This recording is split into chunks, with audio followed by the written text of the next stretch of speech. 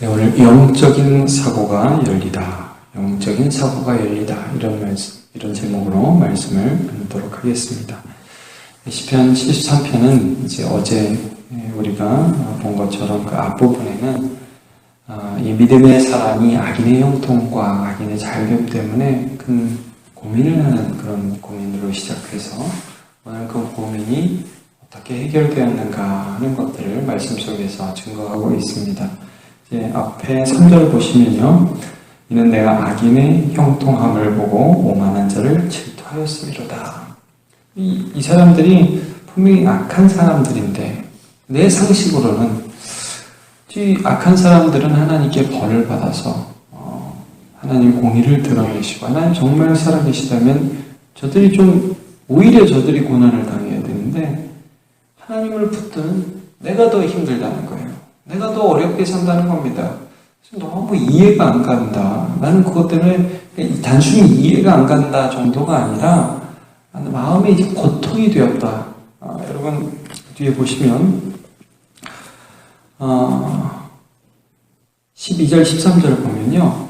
볼지어다 이들은 악인들이라도 항상 평안하고 재물은 더욱 불어나도다. 이게 사는 게 너무 좋아요. 그 사람들은 평안하고 재물은 더욱 불어나요. 그래서 13절에 내가 내 마음을 깨끗하게 하며 내 손을 씻어 무죄하다 한 것이 실도 헛되도다.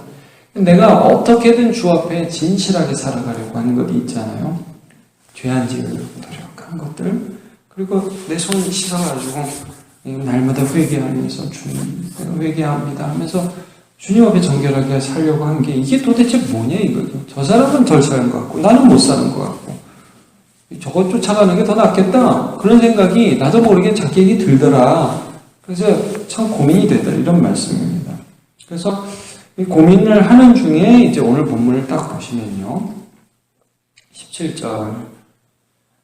하나님의 성소에 들어갈 때야, 그러니까 그들의 종말을 내가 깨달았나이다. 이런 표현을 쓰고 있습니다.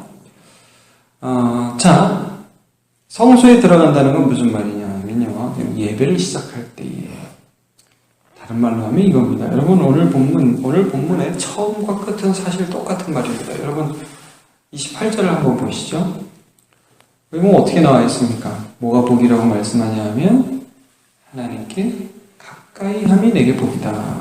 네, 이렇게 말씀을 하고 있죠. 여러분, 지금 뭡니까? 예배하러 들어갈 때, 예배를 시작하는데, 내 고민과 이 해결되지 않은 갈등, 이게 도대체 뭔가? 악인이 왜 이렇게 잘 되지? 예배하러 들어갈 때, 하나님께, 이 문제를 갖고 하나님께 나아갔다는 거예요. 근데, 하나님께 나아가는 그때 하나님이 나에게 딱 이게 뭔지를 알려주셨다. 자, 그 다음 좀 볼게요.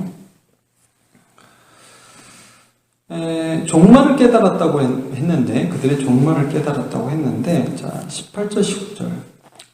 주께서 참으로 그들을 미끄러운 곳에 두시며 파멸에 던지시니 그들이 어찌 그리 갑자기 황폐되었는가 놀랄 정도로 그들은 전멸하였나이다.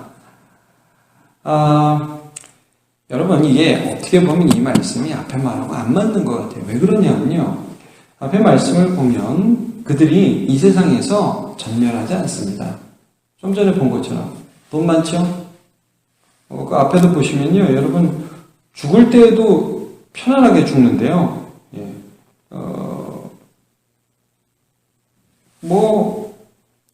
부러운 게 없어요. 4절. 그들은 죽을 때에도 고통이 없고.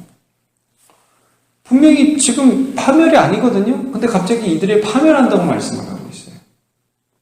여러분 이게 뭘까요? 20절을 한번 보시면요.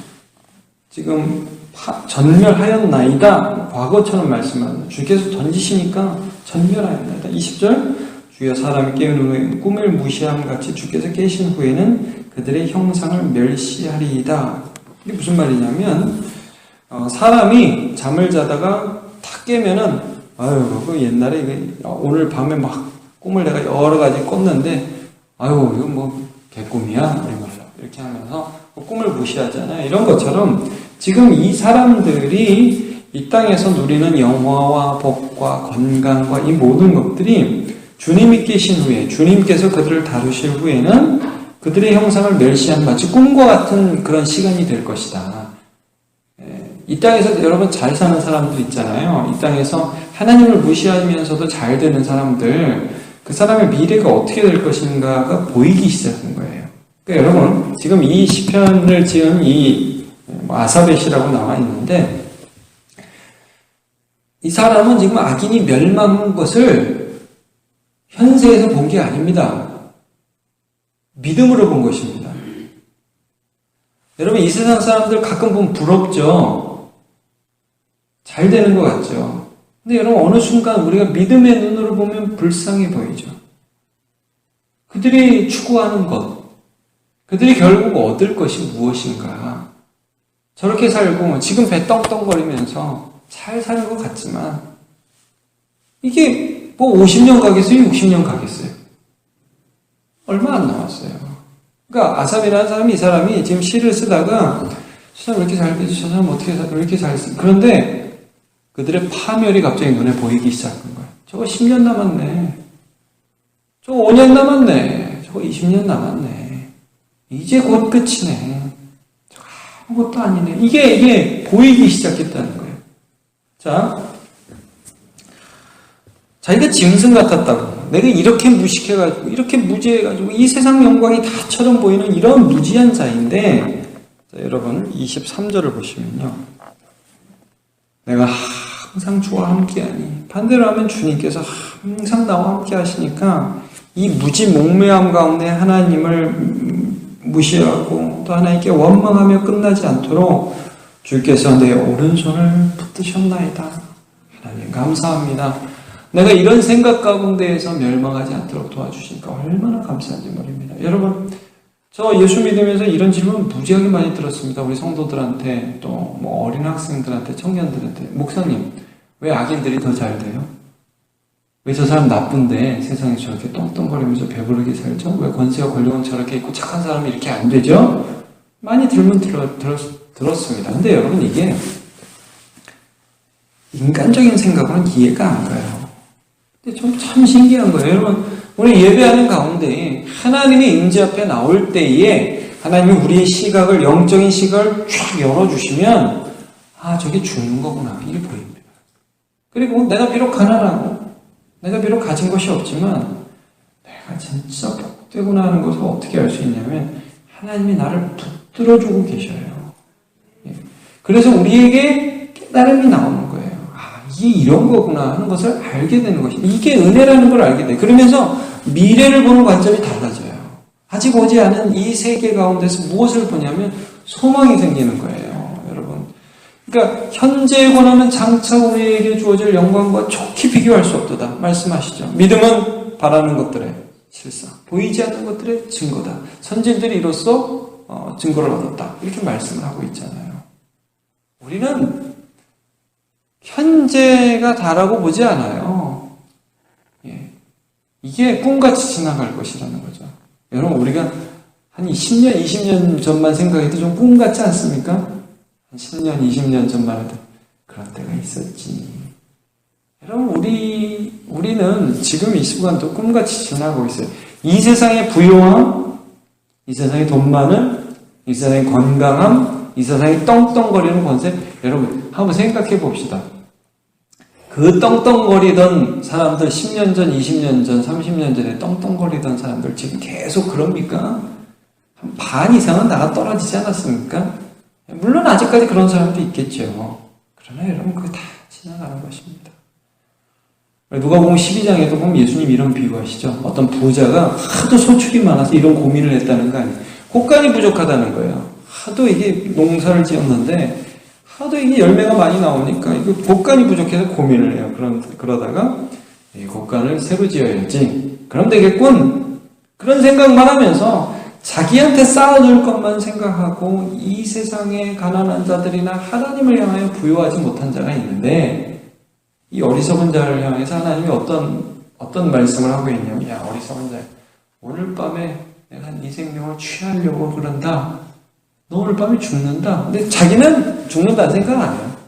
오늘 밤 그런 생각 안 해. 2년, 3년 후에 이 얼마나 큰 곡간을 지어서 내가 더 큰 부를 누리고 이런 생각하고 있다는 거예요. 바보 쪼다가. 그런데 우리가 하나님 앞에 가까이 가면 가까이 갈수록 하나님이 어떤 복을 우리에게 주시느냐 하면 이 세상이 이게 아무것도 아니구나.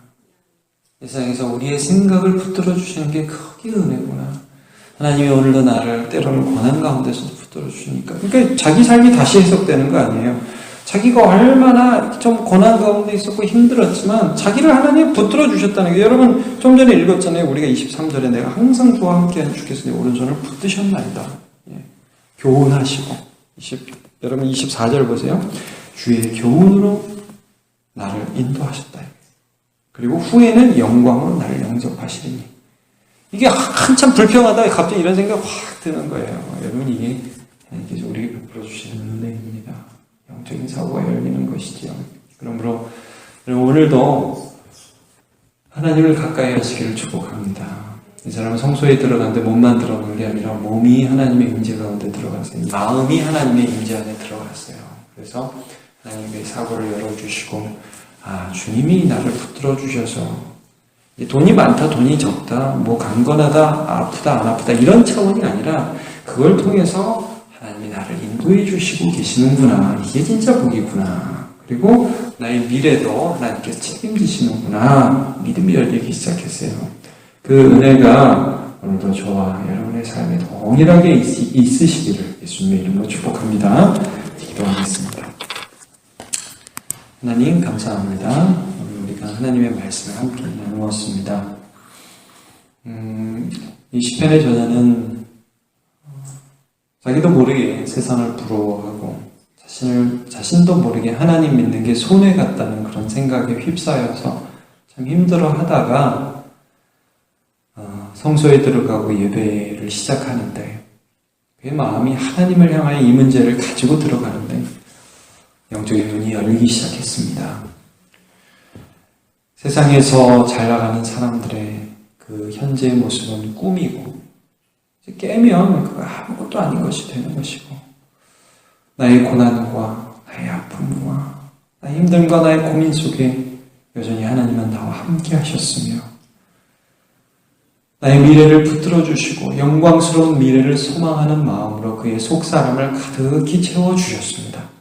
하나님, 원래 예배하는 우리의 속사람을 세상 부러움이 아니라 하나님에 대한 영광과 소망으로 채워주시옵소서. 하나님, 우리의 마음을 붙들어 주시사 오늘 나를 붙들어 주시고 오늘 나의 삶을 재해석해 주시는 그 하나님의 은혜를 붙들 수 있는 믿음을 허락하여 주옵소서. 하나님께 가까이함이 내게 복이라 하였습니다.